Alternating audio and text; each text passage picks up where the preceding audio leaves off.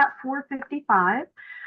My name is Vicki Coleman Gallagher. I'm a professor at Cleveland State University in the management department of the College of Business, and I work with Grace Huang on the uh, Center for Refugee and Immigrant Success, along with Allie. I'm just your chair today. I'm not the discussant. The discussant is Dr. Cynthia Sistek Chandler.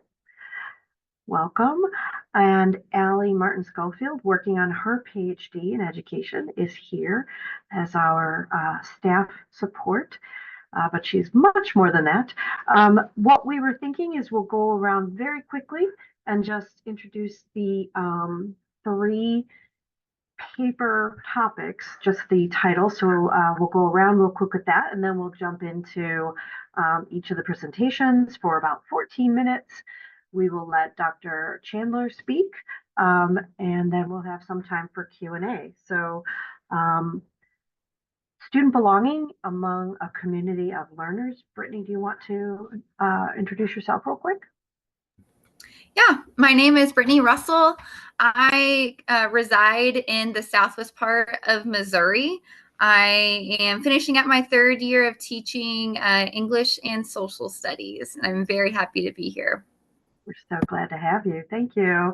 And then Project 3B, the effect of emphasizing community and leadership in high school music classes. Amy, and then her partner, Dr. Carla Hamlin Mansour. Amy?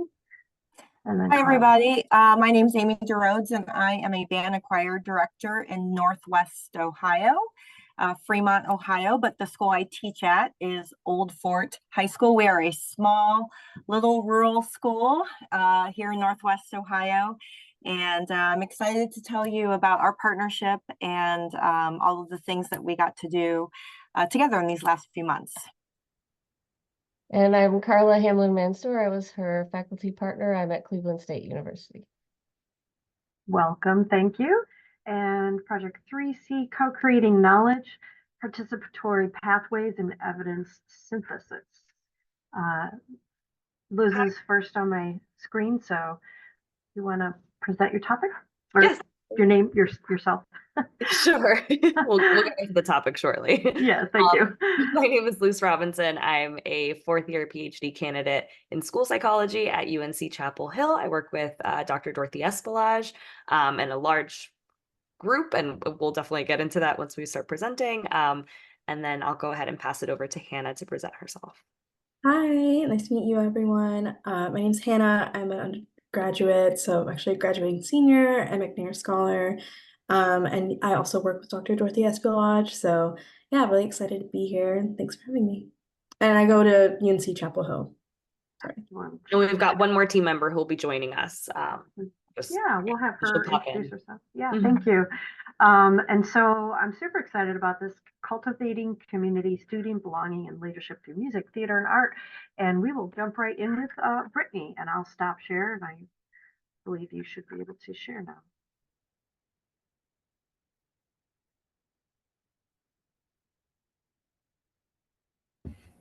All right, I'm going to go ahead and start sharing my screen here.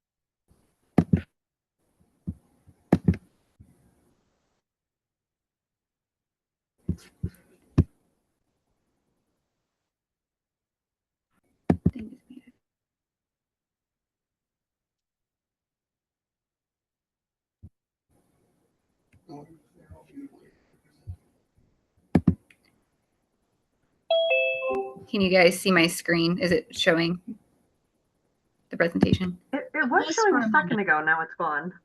You stop showing. Okay, let's try again. All right, can we see the screen now? Yes, we can, Brittany.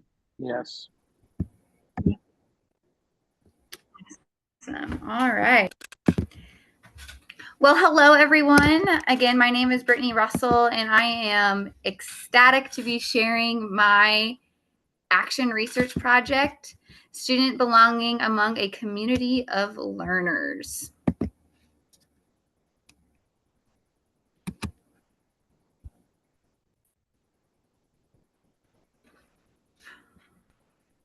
All right. So just a little bit about me. I am an educator. Like I said, I'm finishing up my 3rd year as an ELA social studies teacher in 5th grade. I have an amazing husband, Tevis. We have 2 fur babies, Walt and Dixie. We are obsessed with Disney, and we just this past month welcomed our first baby. That's Calvary James in the corner that you're seeing there. But again, I'm very excited to be here with you. I'm also a graduate from National University with a master's degree in social emotional learning. So let's set the scene. One important aspect that you need to know about me is that theater has always been a part of my narrative. Throughout my life, I've always performed, whether that was on a community stage, talent shows, being a counselor at performing arts camp, and also being an award-winning choreographer. I love theater because it not only allowed me to be myself, but it allowed me to formulate lasting relationships among people. We were bonded as a show family because of the experiences that we experienced on the stage. Theater allows humans to not only explore new places, but allows them to experience a sea of emotions.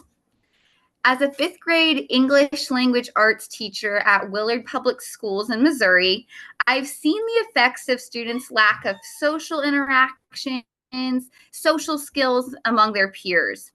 When observing 24 students in this project, teachers noticed that students didn't want to work well together.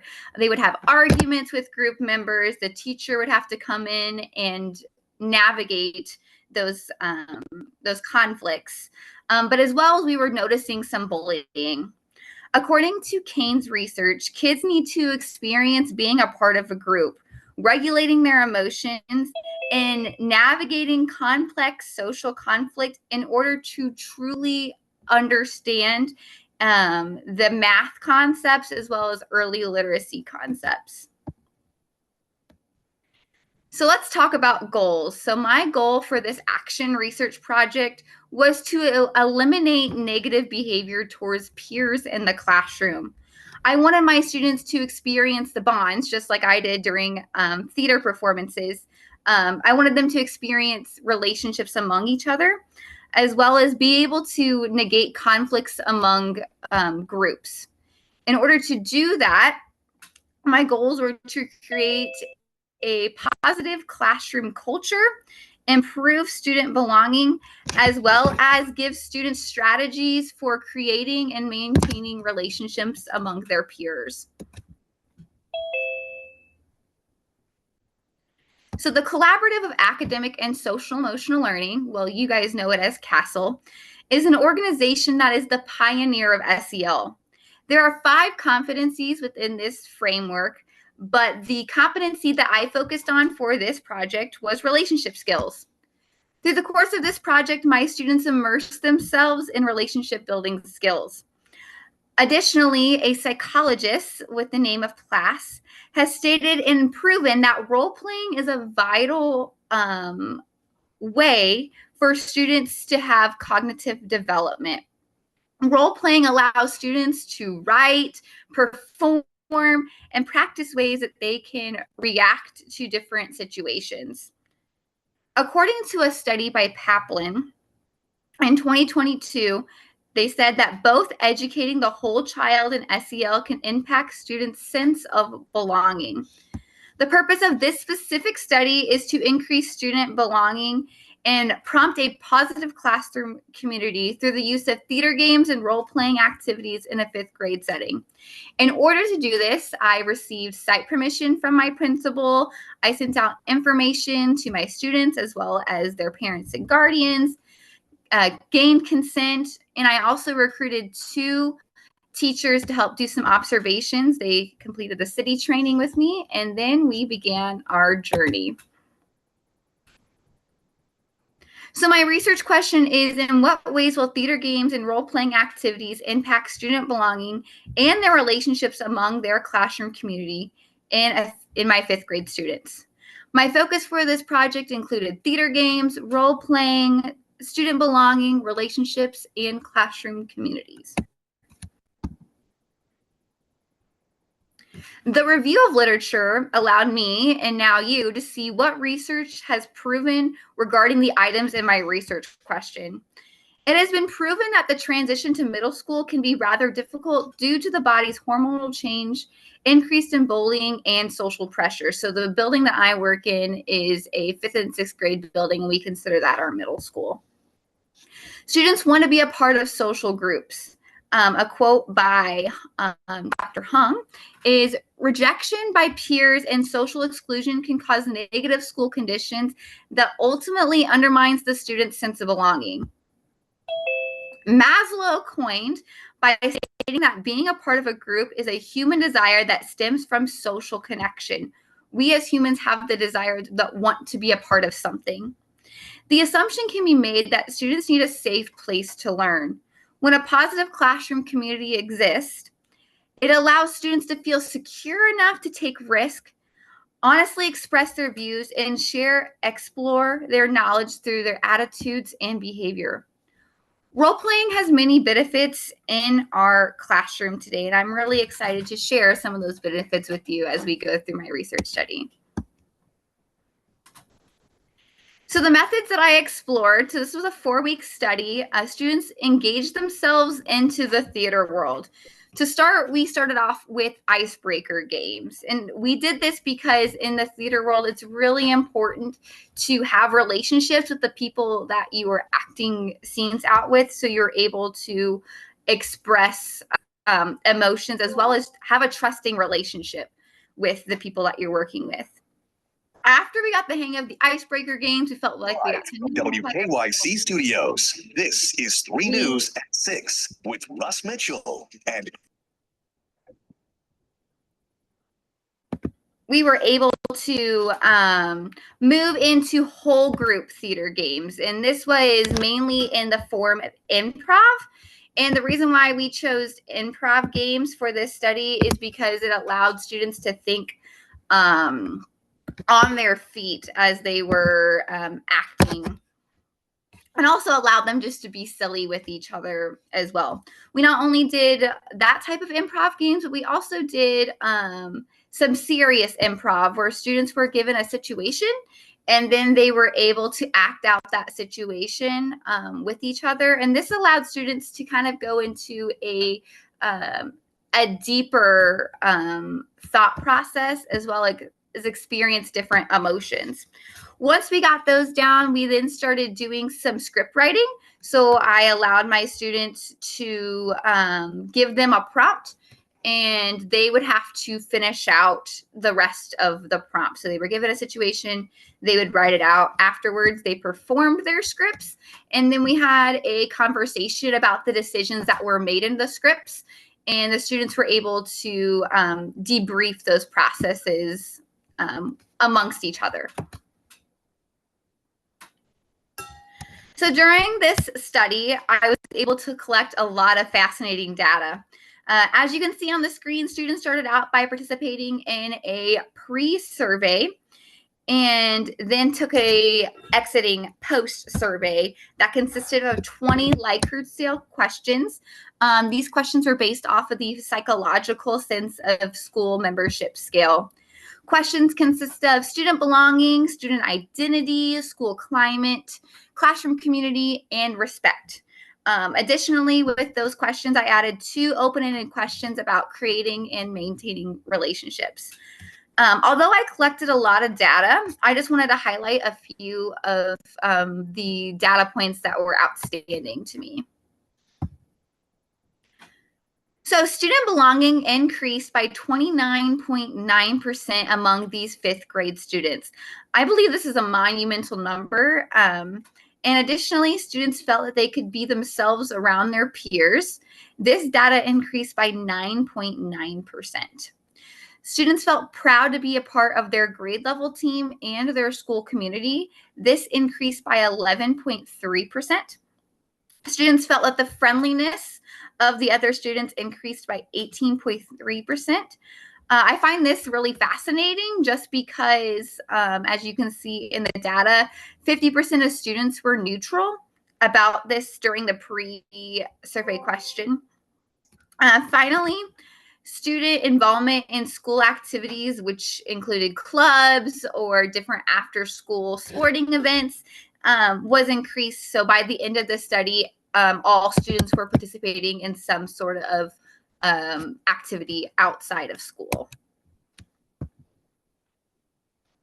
Like I said at the beginning, I recruited 2 other teachers to do some observations as they were in their classrooms after we were doing the study. So we went off of verbal praise, physical praise, and then student engagement in their classrooms. Overall, verbal praise among students had a significant improvement. I believe that this improved just because students were immersed in activities together and they were getting to know each other better. As far as physical praise, there was no overall change in physical praise, and as well as student engagement was increased during the time of this study. So my favorite part of this project was the student interviews. So I created 3 groups that consisted of 5 students, and during these focus groups interviews, the students were able to debrief about the experiences that they had with their classmates with the theater games and role-playing activities. These interviews consisted of 10 questions, and I always started my focus groups off with, so what were your first impressions of these games? And almost every one of my students said, well, I felt awkward and I didn't know what to do with myself, which was totally normal just because this was an experience that students have probably never had before. But once we started talking about the different questions, students were able to warm up, and overall they loved what we did. As you see on the screen, one of my favorite quotes is, the purpose of these activities is to promote a positive culture and practice how to encourage our classmates. I felt like this student just hit the nail at the head with what we wanted to accomplish with this project. Another student said, I felt joy and not as shy to talk amongst their peers. They were able to branch out and work with other people that they normally wouldn't work with. And overall, students felt as though the classroom community that they were in had truly grown from their experience with the theater games. I'm beyond proud of this group of students. Students were able to experience a bond that not many students get to immerse themselves in. Because we spent intentional time together, students were able to increase their sense of belonging, form stronger bonds among their fellow peers, and cultivate strategies that will help them create lasting relationships. Students in this study are now 6th grade students, and I have students periodically come up to me and tell me how excited and thankful that we did this study, just because they had a form of a confidence that they never had in themselves. I've seen students who were super shy are now thriving socially in the 6th grade setting. So in the classroom, before I jump into any type of group project now, I do some sort of icebreaker with the group just because it allows students, as you see, to form those relationships as well as get to know each other better. Gameplay allows students to not only be inventors, but allows them to help problem solve.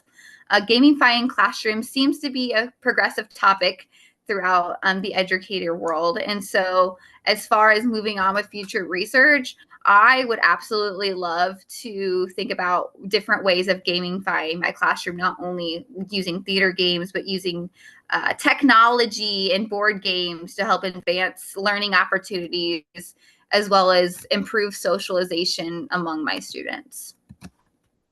Brittany, I'm so sorry. Oh, you did it. Yay. Yes. I want to be respectful of the folks who come after you. So that perfect timing. Thank you so much. We really appreciate that. And let's jump quickly into the next one.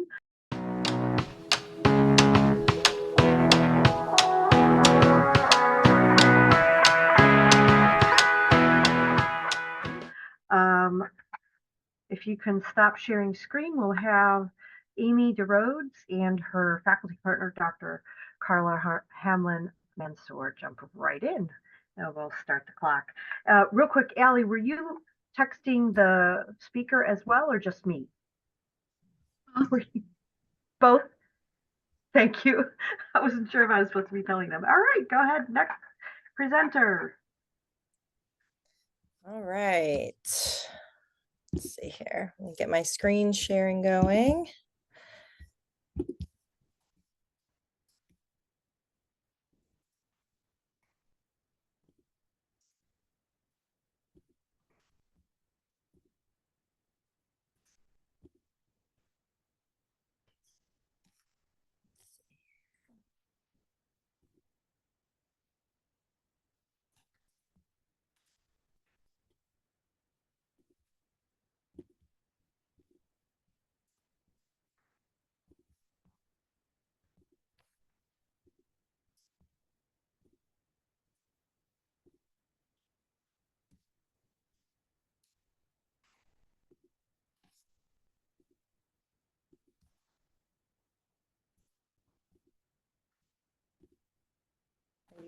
You guys are still seeing me. I don't think you're seeing my screen.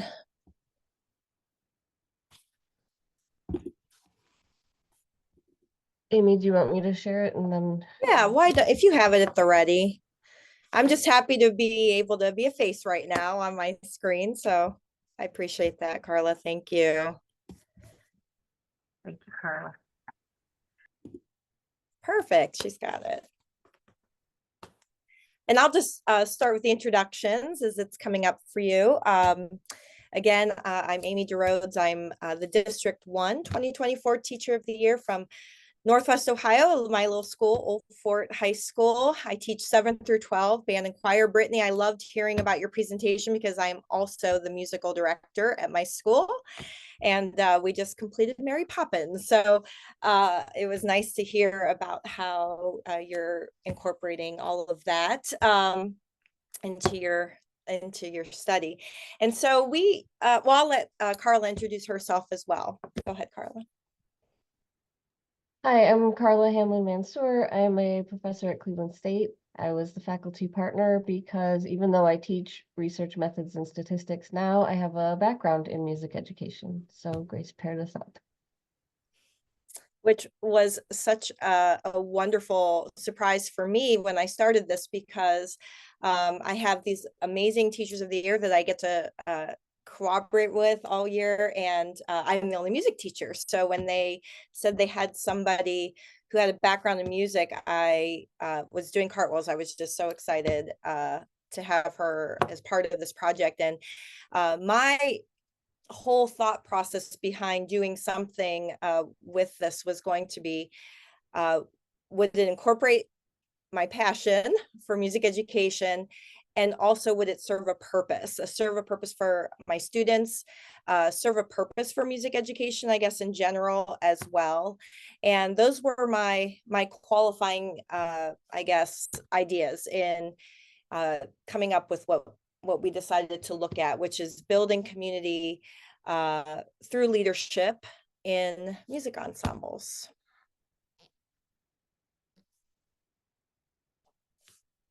So we wanted to find out if there was a unique way that we could develop a sense of community and implement some leadership training, and if that would increase my students' sense of belonging, not just in my program or in my ensemble, but also in our school in general. And would that in turn maybe lead to greater retention? That's a hot topic, I think, in music education always. How can we keep kids in our ensembles. So that's what we set out to do. So in talking with Carla and formulating a plan, we decided to start with a survey. So all of my students, we focused on high school kids, 9 through 12, were given a survey, and Carla got to be a part of that process. And we were asking some questions, some general, some more in tune with music, about how they felt about being involved in music at our school, and just some of their overall feelings that they had about themselves and what they feel their place is in our school. So my approach was to utilize this curriculum called Sound Leadership. And Sound Leadership is a series that includes a workbook that students can fill out, and it's written by a nationally known music educator and lecturer named Scott Lang. And what Scott has done is he's come up with this method book of sorts that we were able to purchase and distribute to all of my students in high school band and high school choir. And it touches on a lot of different topics. It touches on their view of themselves as leaders in our group, their view of our program, their view of the director, their view of their peers. And it allows students to journal at times. It allows for students to be reflective about what music has meant to them, and maybe how they can enhance their experience as a music student at our school. And also allows them to look ahead to the future a little bit. What would be some goals that they could set? And I always try to preface this with my students that even though we're looking at it through the lens of music, I hope some of these things that we touch on also help them just in their everyday life, and as they just learn and grow throughout their high school years. So we started by providing this workbook to every student. And so I want to tell you a little bit about Scott Lang, because or maybe even just how I got to know about him.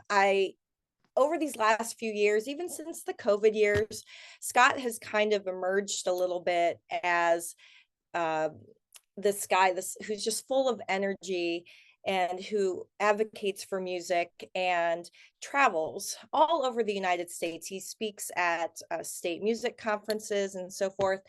And so I had just done a little digging. I did a little bit of research about Scott, and I also had found out that he was going to be at OMEA, which is why I included that in our slide here. And that's our state music convention. So I had reached out through email, got an answer back right away, which was pretty fantastic.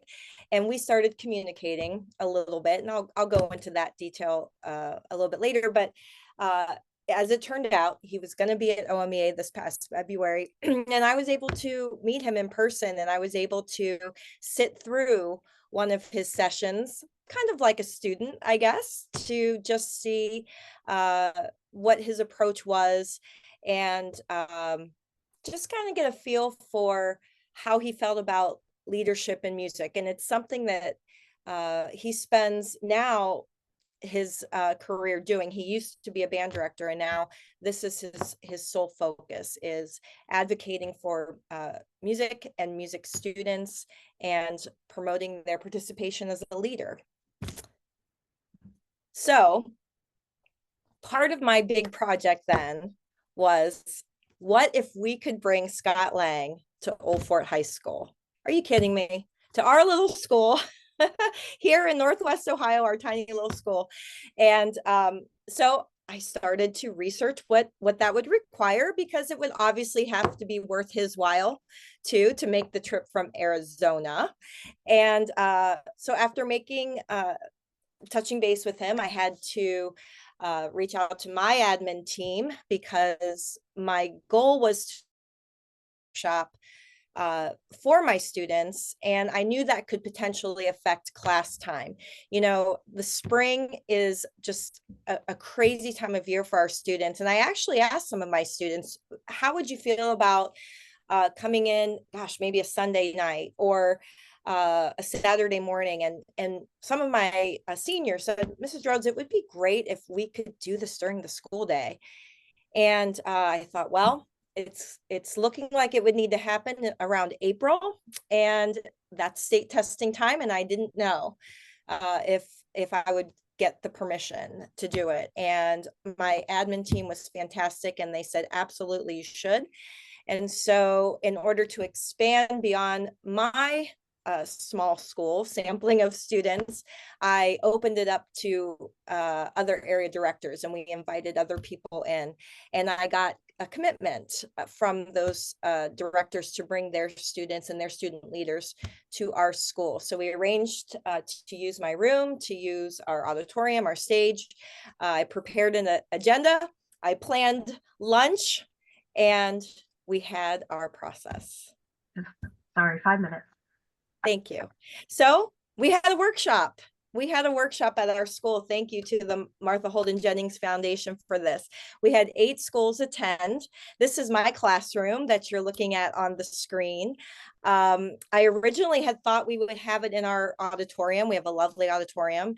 And Scott looked at my room and he said, this is where I want to have it. I want to bring these kids together. So we brought 130 music students together from 8 area schools to hear him talk. And you can kind of see him in the middle. He's not a real tall guy. Here he's standing on a chair while the kids are standing around him.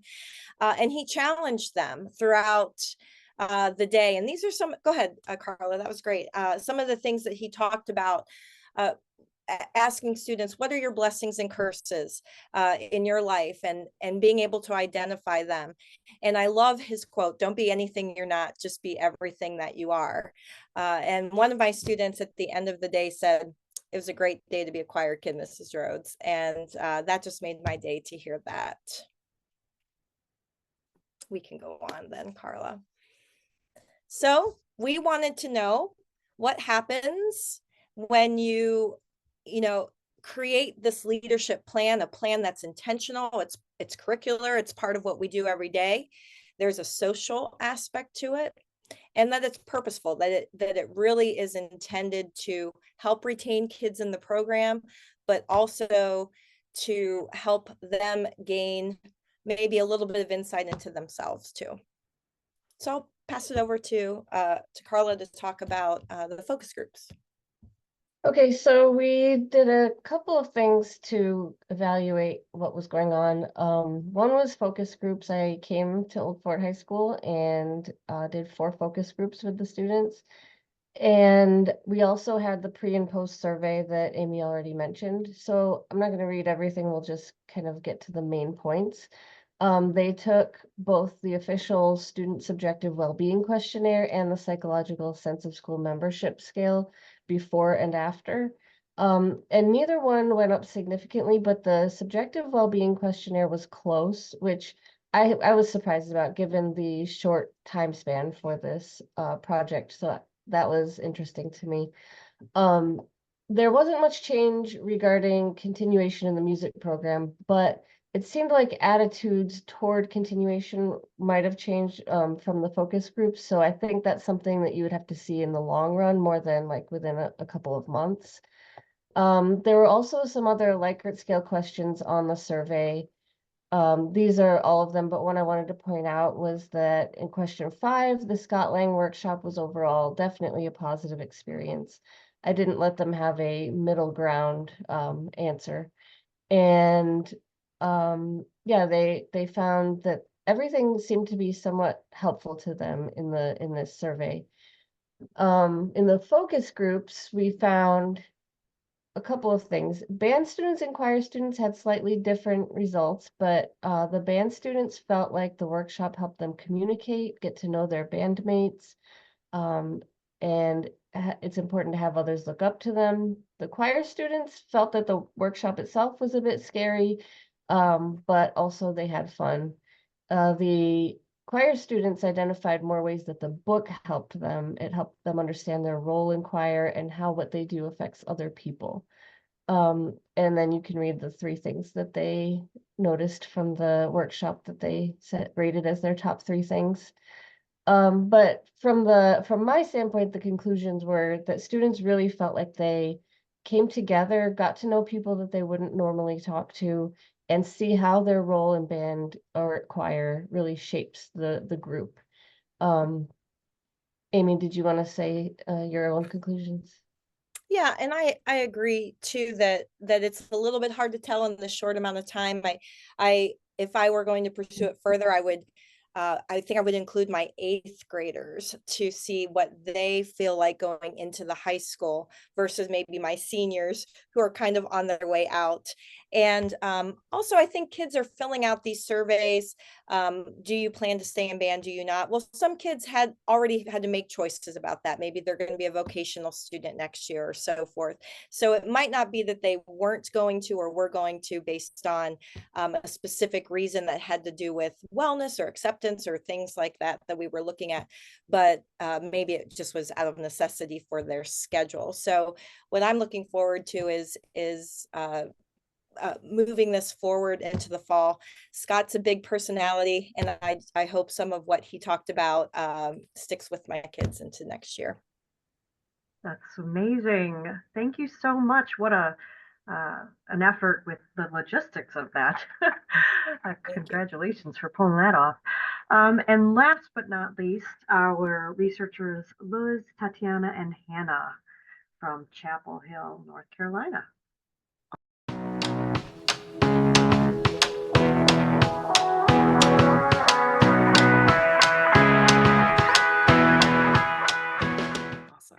Co-creating knowledge, participatory pathways in evidence synthesis. Go ahead and share screen. There you go. Can you see it? Yes, thank you. Wonderful. Okay. All right. So my name is Luz Robinson, and I will be presenting with Tatiana Aguilar and Hannah Gardner as well. We have a very large team doing this work, and there's a few of them on here. I'll give them a shout out. I see Kamal and Cheyenne and Michael. So thank you all for joining. Thank you for your time and your attention. So this is our brief agenda. We're going to get through an introduction, background of the project, brief literature review, then Tati will go through the methods, the findings, and then Hannah will wrap us up with conclusions and future directions for this work. So this is the team. I wasn't kidding when I said it's a large group. There's 28 of us, so almost 30. And we are across 3 very large institutions. Tatiana, Hannah, and I are at the University of North Carolina, Chapel Hill within the School of Education. We work very closely with Dr. Dorothy Espilage as our mentor and advisor. But then we also have the American Institutes for Research and Yale University as well as collaborators in this work. But there are also some other folks on the team who are from school districts, folks in mental health, also some folks from Castle. So it's really a very large team, which is really important for this type of work. So we call ourselves the RISK team, and this is just a brief introduction. So we use a participatory research framework, and we're working alongside, like I mentioned, a bunch of different education partners representing the viewpoints of various leaders. So we're thinking district leaders, teachers, we've got university researchers, program developers, and youth specifically who have had exposure to SEL, and youth who are from racially marginalized groups. And so we refer to this large, very large group of 28 folks as the Research, Implementation, and Synthesis Collective.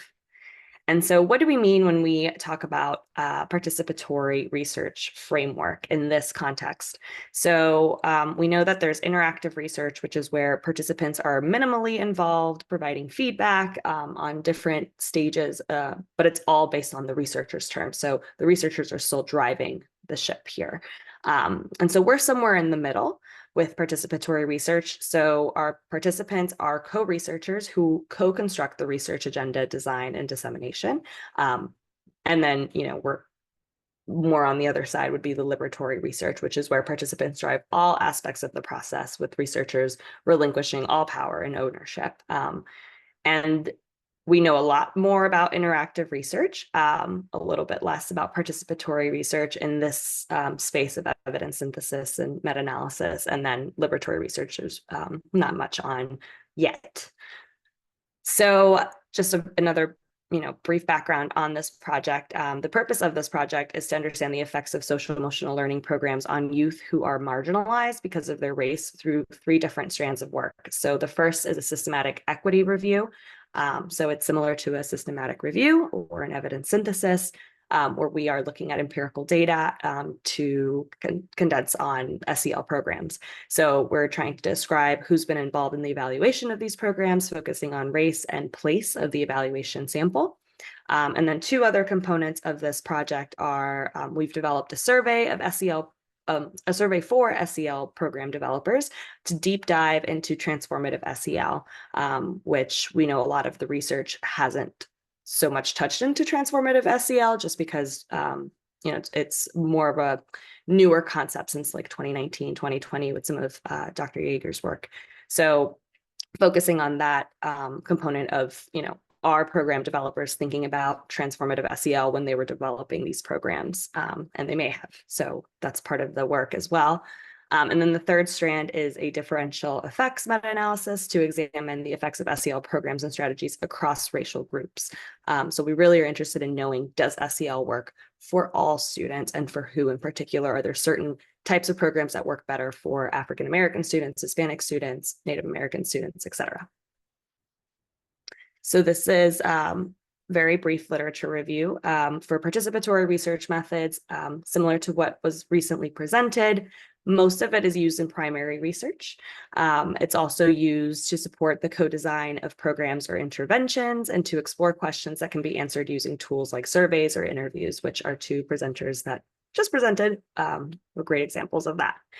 And then evidence synthesis is more of interactive or oligarchical approach to synthesis process, where there's one or a few people who are the leaders, and then those individuals take input from others, but ultimately the decisions of what is included is up to them. And then community members are engaged minimally. So I'm a PhD student. I've had experience with both separately. And so this project is actually my first time combining these 2 different methodologies. So as I mentioned before, a participatory evidence synthesis framework is basically combining these 2 methodologies. It's novel in the sense that it hasn't been done often. So what we see is that it's mostly done in public health, using particularly in inquiries involving Indigenous communities. And a study in 2012 conducted a qualitative participatory synthesis. And so it hasn't really been done so much in this quantitative space. So we're still navigating kind of uncharted waters as we do this project. But they have a really good description of it, of what we are as co-researchers. So all 28 of us are the co-researchers on this project. But we're responsible for collecting and generating the data, as well as research supervisors and other colleagues deemed to have vested interest in the research. So a lot of our youth participants who are part of the group have experience with SEL programs, right? And so some of us who may be older may not have had that direct experience in the classroom, for example, with SEL programs being implemented. Okay. I'm going to go ahead and pass it on to Tatiana. So thank you so much, Luz, for setting the foundation for what participatory research looks like. We did use participatory research framework to take the time to understand the historical context of the research and identify our values as a team, and establish norms and expectations for how we wanted to work with each other and relate to each other throughout the process.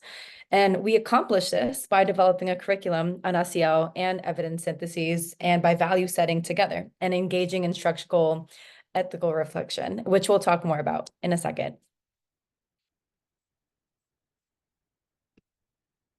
So over 10 weeks, we had monthly sessions, and this was with all of the risk members, during which we worked together to understand the traditional synthesis processes, so for both evidence synthesis and meta-analyses, and implementation of SEL programs.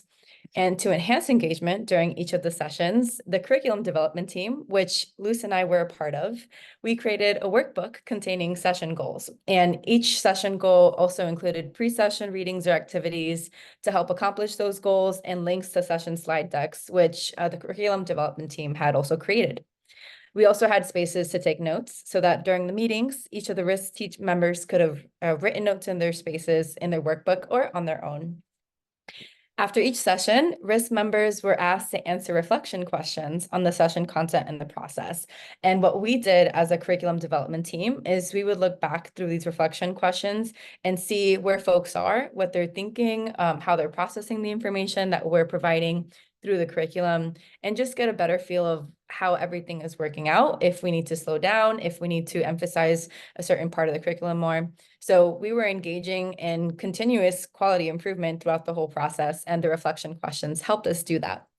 Throughout curriculum development, the team met consistently to check in on each other and the project's progress.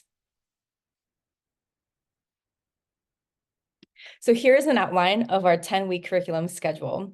We touched on SEL, transformative SEL or TSEL, knowledge generation, which that was an interesting week. And I can talk more about that if you'd like to reach out and ask details about our curriculum schedule.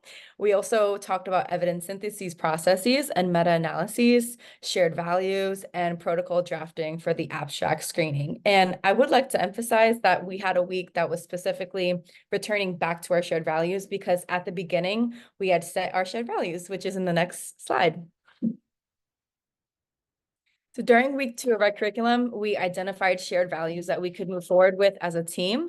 And to do this, we used Jamboard to brainstorm and record various values. Now, if anyone knows, Jamboard will no longer exist after October, but there are other platforms that can be used to engage in these kind of collaborative decision-making processes for what do values look like across the board and what values do we share. So we identified that shared values included justice, empathy, growth, patience, flexibility, respect, joy, and community. And what was also important for us was to define and agree on definitions for our shared values, because justice can look different for each person, patience can look different for each person, joy can look different for each person. So by defining these, we're able to understand each other better and have a shared understanding of what does this value mean to me, what does it mean to you? So to define our values, we described how would we each define the value, why the value is important to us, and what it means to practice the value. After outlining these shared values and what they meant to us, we also outlined how the shared values might come up throughout our project. So we developed a structural ethical reflection grid, which is what you see on the presentation right now, where we met as a team to discuss how each of our shared values might show up across a systematic review process, specifically in formulating the research questions, creating a review protocol, defining inclusion criteria, conducting a literature search, screening studies for inclusion, describing study characteristics in the SEO landscape, and disseminating results.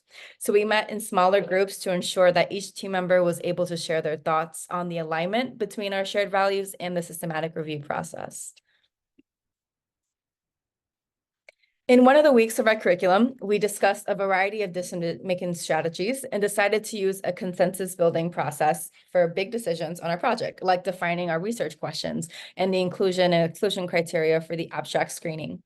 So we decided on consensus building. And what this did is it helped us hash out possibilities. We were able to hear each other's concerns and create a path towards having a full team support for our decisions. And this allowed us to honor our shared values, such as respect, flexibility, and community. One barrier to this was that our team is a team of 20 plus, and we're scattered across the country. So we used a mix of asynchronous surveys, survey reports, and Zoom meetings as we needed to build consensus on key decisions. We wanted to highlight what members of the RISC team felt like they got out of engaging in a participatory evidence synthesis. So we collected quotes that described their experiences. Some folks shared that their experience engaging in a participatory evidence synthesis helped them grow professionally and personally.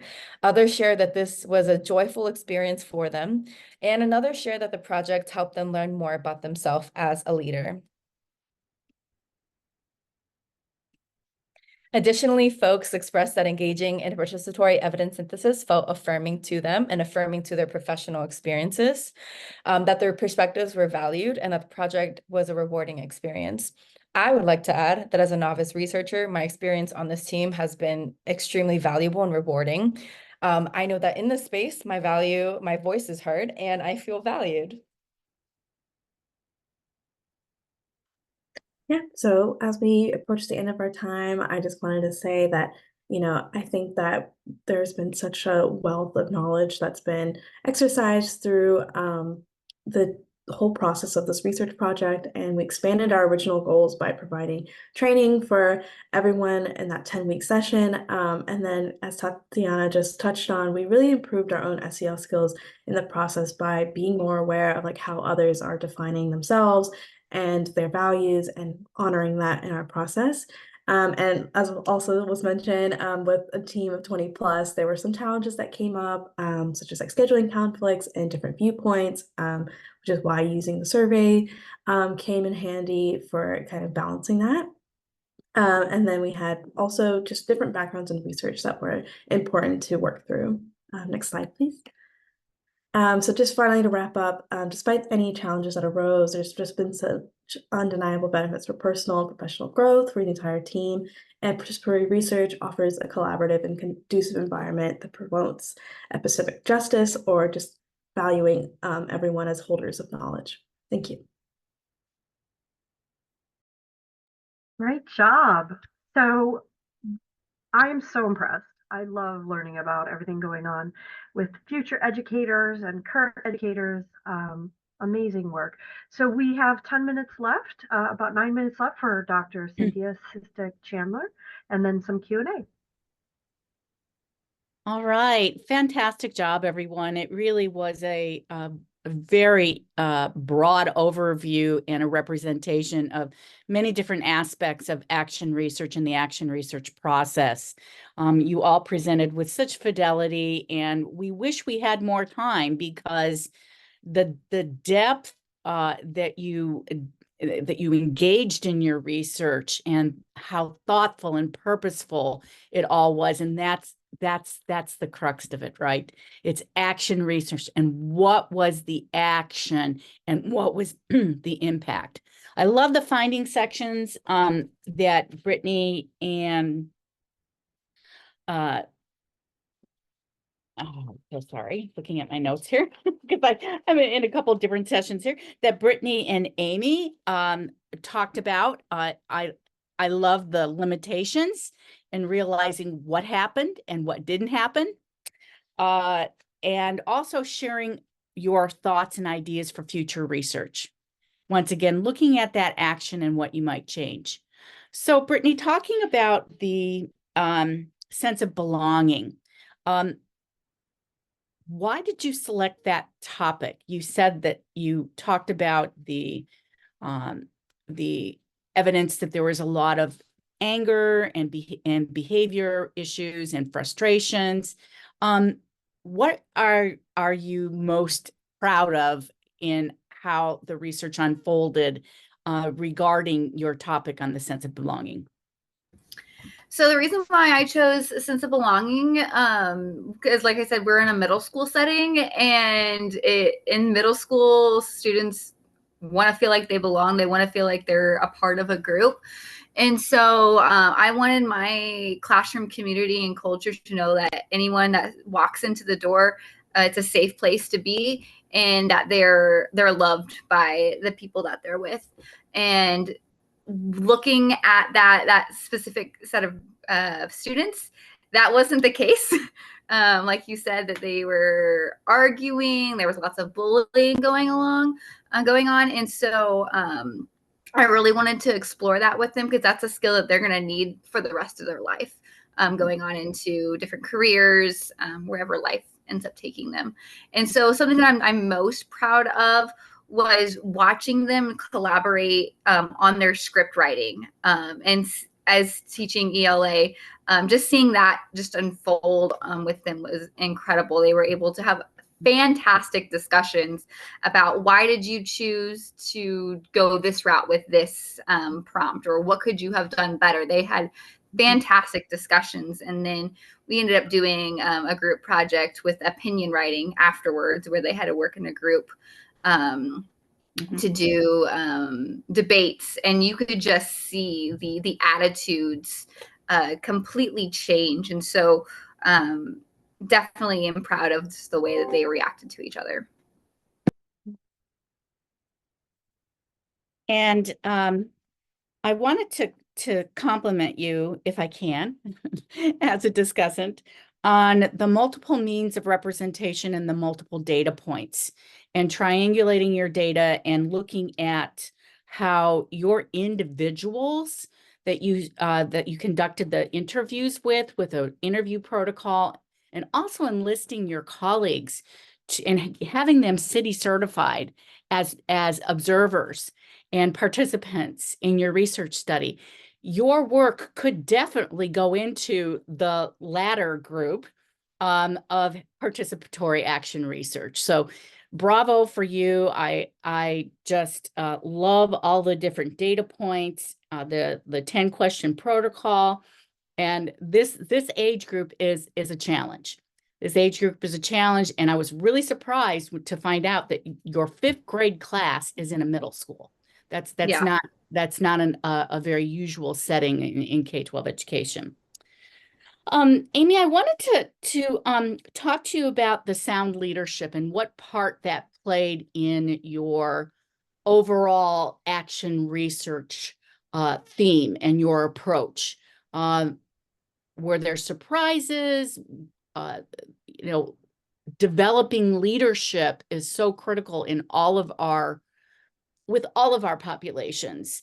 The Leader in Me, Franklin Covey, Stephen Covey, they do a wonderful job of making sure that everyone at the table does have an opportunity for leadership. Talk a little bit more about leadership and how you saw leadership change during the course of the year.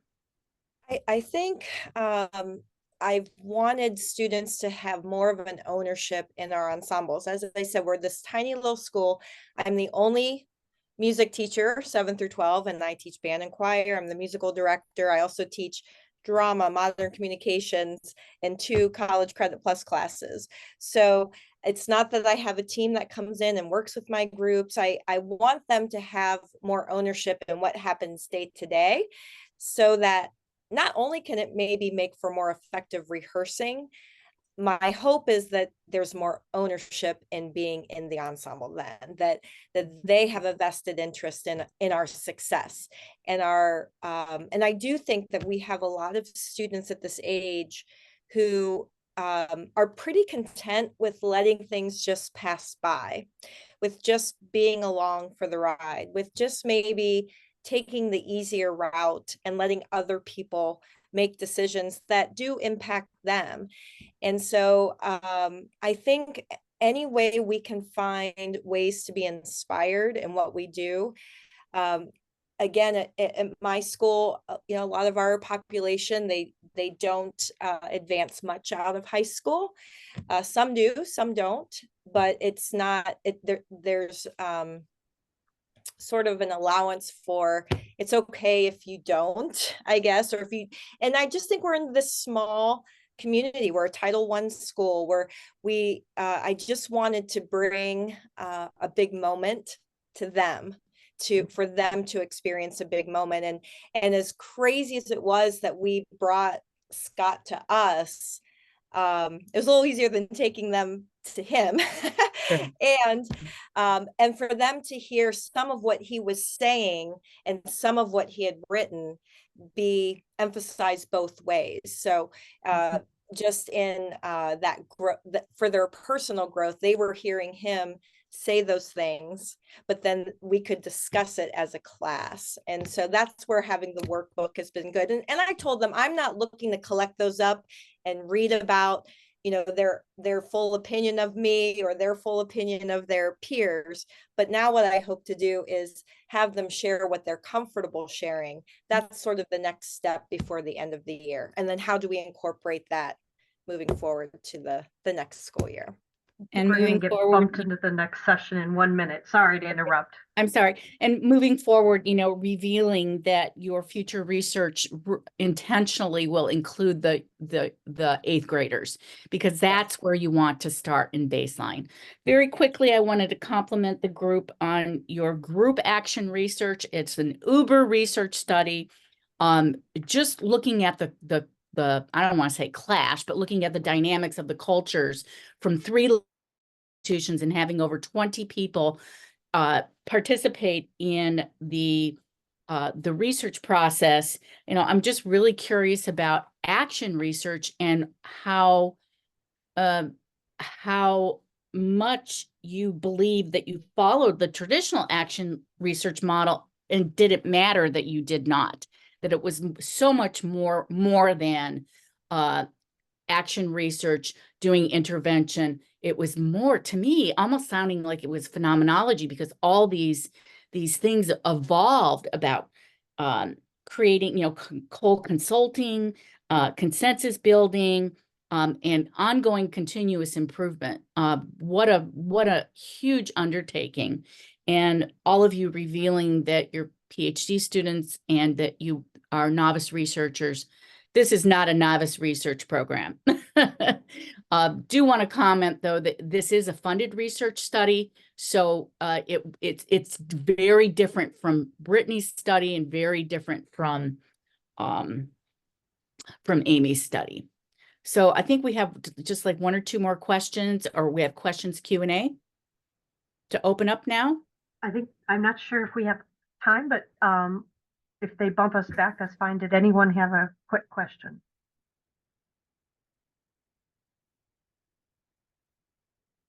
Well, again, one last congratulations. What an amazing group. I'm so honored to have been part of this conversation. Thank you. Good luck to you all on your future research. And see some of you all on campus.